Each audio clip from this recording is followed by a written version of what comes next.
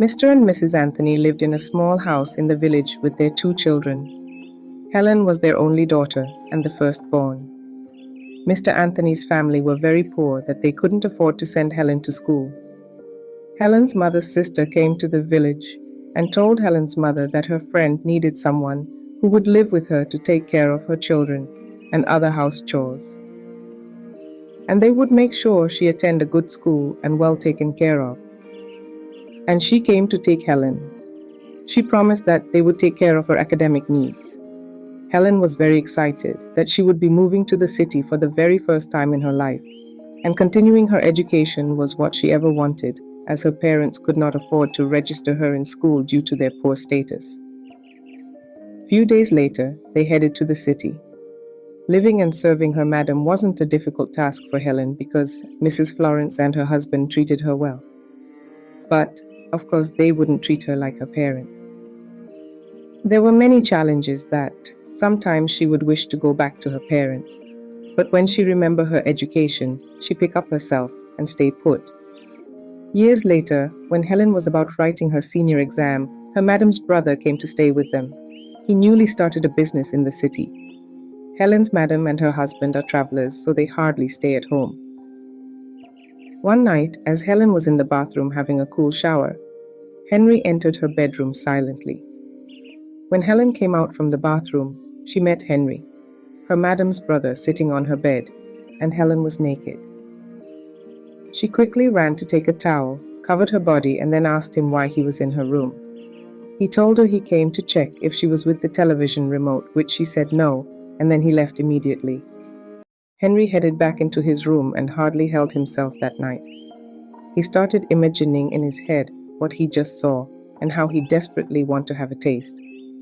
Then he remembered it was just him, Helen, and his sister's kids in the house, since his sister and her husband traveled out of the state. Yes, this is it. I must make good use of this opportunity at once, Henry muttered to himself. Ever since then, Henry started making advances towards Helen. One Saturday night, he tried to force Helen to sleep with him, but she turned him down. Other times he would try, but she would warn him to stay away from her, that she was not ready for anything as such as she wouldn't want to get pregnant, and her education is very important to her. Few days later, he came to Helen to apologize for what he did, and she forgave him. Then, Henry started being nice to Helen. He would help her do some of the house chores, and also buy her gifts. One evening, Henry came back with a fancy nylon and handed it over to Helen. Inside the nylon was juice and ice cream. He asked her to step it down and enjoy herself before the kids come and snatch it from her, and which Helen did. A month later, Helen started feeling so sick that her madam took her to the hospital, and several tests were conducted on her, and she was confirmed pregnant. Helen was the definition of shock and at the same time speechless. Immediately the doctor spoke out the word. The sickness left Helen, and she stood from her sit and wanted to run out of the hospital, not believing what the results said. Helen's madam took her by the ears and asked her who got her pregnant. Helen told her she can't be pregnant because she has never met with any man in her entire life. But her madam gave her a slap, and the doctors and nurses held her and tried to calm her down. Everyone who heard of it would ask Helen who got her pregnant, and her answer would be, she doesn't know because she has never slept with any man in her life. Helen cried her eyes out. She was lost in thoughts. The pressure became much. Helen told her madam that she has never met with any man except her brother Henry, who tried to force her on the days when they were away, but she didn't let him. Mrs. Florence and her husband called her brother Henry to ask him if he did anything with Helen, but upon asking him, he denied ever trying such, and then warned Helen never to mention his name again. He even went further to tell them that he has caught Helen with different men in several occasions, but she begged him not to report to them about that. At this point, Helen's madam and her husband became so mad at Helen, and they didn't allow Helen to say any other word again. Immediately they told Helen to pack her things, and Mrs. Florence took her back to her parents and told them her condition. Helen's mother pleaded with her, but she said she can no longer live with them since she's pregnant, and she refused to say who's responsible for her pregnancy. Helen's mother and every other person asked Helen who got her pregnant, but she sincerely do not have answers to the questions, since she can't remember ever making out with any man. Helen suffered pains and shame. People would mock her and call her names. Some call her Mary, the second, impregnated by the Holy Spirit. Helen kept asking herself, who could it be? What really happened to me? Was I wrapped unaware? Did any spirit sleep with me? It was as if her whole world was coming to an end. Every day Helen's stomach keeps coming out. She was getting sick, and when she talked to her mother about her health, she would warn her never to disturb her, since she can't provide the man responsible for her pregnancy. Some days, Helen would wish she sleep, and never wakes up because of the way everyone despises her, including her parents. Helen's mother's friend came and spoke to her mother, and she changed and started treating her better. Helen was taken to a midwife where she started checkup, and finally she gave birth to twin boys. On the arrival of the kids, Helen started receiving favors from people. When Helen's kids were 6 months old, her mother told her to look at both of them and tell her who they looked like to see if she could remember who got her pregnant. Looking at them, Helen could see a familiar face and tears dropping down her eyes, but she couldn't seem to lay her head on anyone. 6 years later, on a hot afternoon, when Helen and her mother were returning back from the farm, getting to their house, they saw 2 cars parked in their compound. Helen's sons ran up to them and told them that some group of people have been waiting for them at home. Coming closer, Helen could recognize some faces. It was her Madam Mrs. Florence and her husband, then Henry, with some other people she doesn't know. She was still wandering with firewood on her head when her madam's brother, Henry, came close to her and knelt down with tears in his eyes and saying he was very sorry. She should find a place in her heart and forgive him. Then Helen asked, "Forgive you for what? What's happening, because I don't seem to get it?" Then Henry confessed he was the one that got her pregnant. Helen asked him how he got her pregnant, and Henry said because she refused to grant his request about making out with him, he added a sleeping pill in the juice he bought for her on that night, and when he noticed she had slept off, he then had his way, and also noticed it was her first time. But after everything, he cleaned her up and made everywhere look as though nothing happened. And when she became pregnant, he had to lie against her about bringing in men so that no one would suspect him. At this point, Helen was already soaked in tears, and everyone around were begging on his behalf. He also confessed how hard life had been to him, which was as a result of his past mistake. He got married but no child after 4 years, and his wife had to leave the marriage after she discovered he was the problem. Helen's father returned from the farm, exhausted but furious. He had just learned the truth, that Henry was the one who got his daughter pregnant and denied it, causing her so much pain and shame.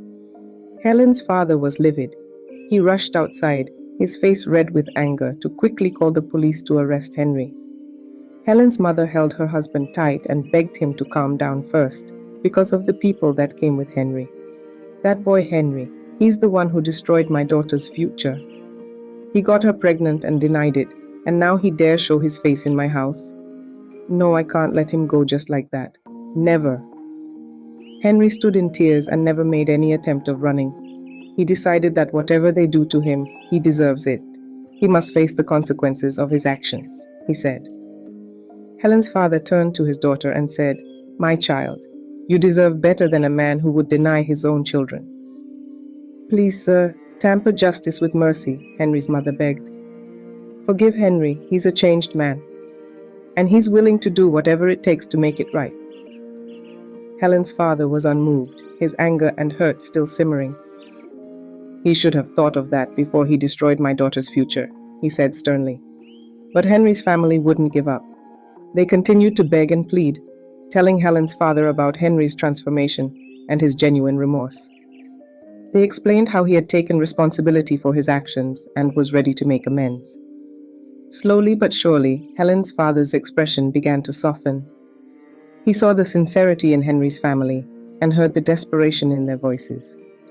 He knew that Henry had hurt his daughter deeply, but he also knew that holding on to anger and resentment wouldn't fix anything. thanked Helen's father profusely for his mercy. They knew it was a long road ahead, but they were willing to do whatever it took to heal the wounds of the past and build a brighter future for all of them. Henry went close to Helen and started pleading again. Helen, I was blind and foolish. I'm the father of your twins. Please forgive me. Helen's heart was hurting. She looked at Henry with tears in her eyes. You made me go through hell, Henry. You denied me when I needed you most. I was pregnant and alone, not knowing who the father of my child was. You let me suffer and doubt myself. I can't forgive you. Henry's face was wet with tears, but Helen's words were like a slap to his face. He realized that forgiveness wouldn't come easy. He had hurt her deeply. Helen continued, I need time, Henry. I need time to heal and think. Your apology is a start, but it's not enough. Henry understood. He knew he had a long journey ahead to gain Helen's trust and forgiveness. Henry's eyes widened as he saw the twin boys playing in the compound. They were so cute and full of energy, laughing and chasing each other around. Henry couldn't believe he had been away from these little bundles of joy for so long. He felt a surge of love and regret, knowing he had missed out on precious moments. Without hesitation, Henry rushed over to the boys and joined in on the playtime. The boys giggled and squealed with delight, their eyes sparkling with joy. Henry's family watched with smiles, seeing the love and connection between Henry and his sons. As they played, Henry knew he had a long way to go to gain Helen's trust, but in this moment, he was grateful to have seen his sons. He was determined to be a good father and prove himself to Helen, hoping that one day they could be a family. I can see you are deeply sorry for your mistakes and willing to make amends. That's good, but there's more to it than just apologizing and playing with the children. Helen's father said to Henry. Henry looked up, knowing what was coming. You must properly marry my daughter Helen, he said firmly. No more denial, no more running away. You must take responsibility for your actions and your children. Henry nodded, knowing this was the right thing to do. I agree, sir. I will marry Helen and take care of our children. Helen's father continued. And you must pay all the expenses made on the twins since birth. My family has taken care of them, and it's only fair that you reimburse us for all that we've spent. Henry nodded again, knowing he had to make things right. I will pay everything, sir, I promise. Helen's father smiled, seeing the sincerity in Henry's eyes. Good. Once you've done these things then, and only then, can you claim the twins as your own. Henry knew this was a fair deal. He was willing to do whatever it took to gain Helen's trust and be a good father to his children.